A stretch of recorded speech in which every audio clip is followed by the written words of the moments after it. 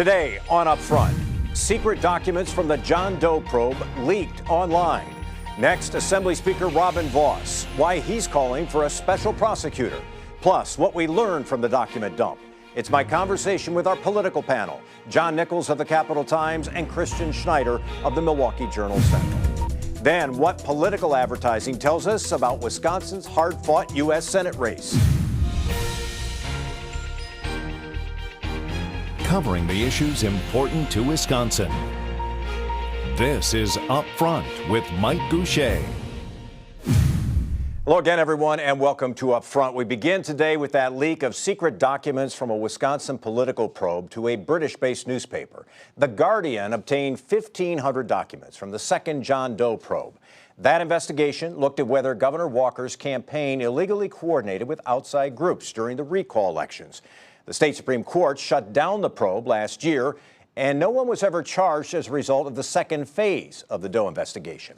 Some of the emails show Walker and his campaign staff talking about raising large sums of money from billionaires and corporate titans, money that would go to a third-party group, the Wisconsin Club for Growth, to help Republicans. Coming up, we'll hear why Republicans want a special prosecutor to look into the leak. But first, what did we learn from it?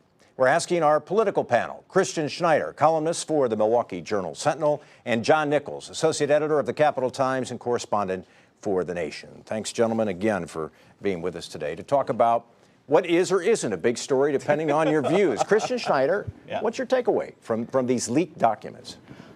I don't know that we learned a whole lot more. I mean, it kind of fleshes out the details that we've known since 2012, 13, 14, and on. If you were outraged by the idea that the governor may have been coordinating with a third party, you're still going to be outraged after this week. And if you're not, then you're not really going to change your mind. The fact is, court after court after court has said that nothing really untoward or illegal happened here. So I don't know that we learned a whole lot other than maybe some of the more of the details. John Nichols, what's your takeaway? Well, I share Christian's view to some extent. We have had revelations regarding these secret John Does for like 4 or 5 years, right? Constant. Not so secret John Doe. Well, the front page of the papers, right? And so I understand what he's saying there, and I also think that when you say that the courts have adjudicated all this, there's some things that haven't been, at the core, some questions that haven't been addressed, and the U.S. Supreme Court is currently, I think, considering whether to look at this. But if I step back from all of that, I have to say, I had a reaction that sort of surprised me a little. I was kind of heartbroken as I looked through this and read the huge story. It was an unbelievably long story, and then looked at some of this. It just struck me that I'm a native Wisconsinite. My family's lived here since the 1820s.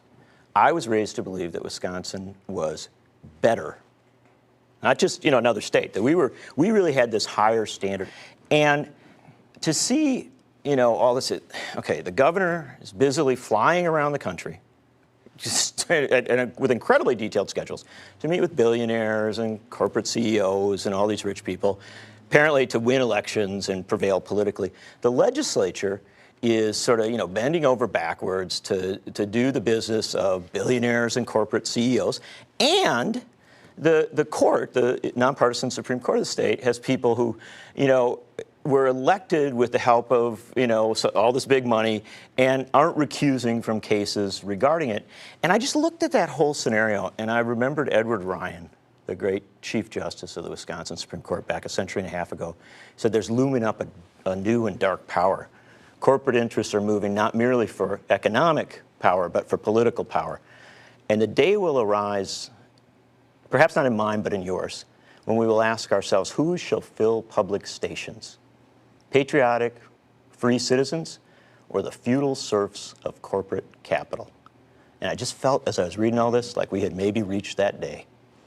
Okay, well, that was well said, but I mean, there is incredibly well said, don't you believe? There is a partisan component to this, is that this story is what we have right in front of us right now. The Guardian didn't seem to be at all concerned about, the trial lawyers dumping, millions of dollars into third-party groups for Democrats, maybe to oppose, say, like the lead-based paint bill that the legislature enacted, which was kind of the lead story in all this. So, I mean, it's hard. Nobody likes to hear everybody does it, but in this case, I mean, we're focusing on what Scott Walker did and not the years where, the trial lawyers have spent money on this. I want to ask a fundamental question here. Should these documents have been public all along? There are newspapers in this state, I think the Wisconsin Broadcasters Association, all saying, this should be public record. The public should be able to look at what this investigation uncovered or what it didn't uncover. How do the two of you feel about that? Or are we hurting people who've not been charged with anything by putting their names out there? I think if you're going to run a John Doe investigation like this, then the documents have to be sealed, at least for the time being, because you have a lot of people who have documents that are turning them over, with the idea that they're not going to be made public, that they're not going to be incriminated in anything that they didn't do wrong. Now that they're out, I understand kind of the argument my side is making, saying, well, somebody's got to be prosecuted for this leak.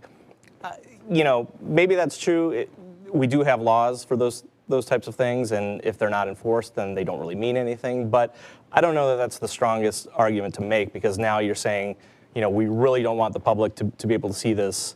It's almost kind of like Edward Snowden type stuff, like where if, he shouldn't have released this stuff, but wait a minute, what was my government doing this whole time? And that kind of takes over as the story, so. Pick up on what Christian finished off there. If we kind of go up to 30,000 feet, what we see in polling data this year, I mean, there's a story of this year. Amazingly enough, I'm going to suggest it isn't Donald Trump. But the story of this year is the overwhelming percentage of the American people who believe that the whole thing is rigged. The system is rigged. Bernie Sanders got a lot of traction with that. Donald Trump got a lot of traction with that. We now hear, major political figures saying, on both sides, saying, yeah, the system is rigged. And when they say that, I think what they're talking about is a kind of a combination of political processes and governing processes that just don't seem to respond to the great mass of people. If what's going to happen from here on out is we're going to say, well, we don't want the people to know, what their highest level elected officials are doing in their name, but without their informed consent, then I think we do an awful lot to reinforce the notion that the system is, in fact, rigged. Why now? Why did this occur now? Does this really, as someone suggested, influence the U.S. Supreme Court in some way? I doubt it in the end will. The idea that the Supreme Court's going to take it up still, even if it were the most important case ever, it'd still be very slim. So I think maybe it's probably an attempt to influence the Supreme Court, but I doubt it'll be effective. John? Yeah, I'm dubious about that, about whether anything of this sort particularly influences the court. Look, the court has said that transparency is the disinfectant. In the Citizens United decision, they said, this isn't such a bad decision. They are anticipating the criticism, saying this isn't such a bad decision, letting corporations put money into politics, because as long as the people know what's happening, it's going to be okay. These questions confront the court's own decisions, and I happen to think the court may be very interested in sorting some of this out, so they may take this case.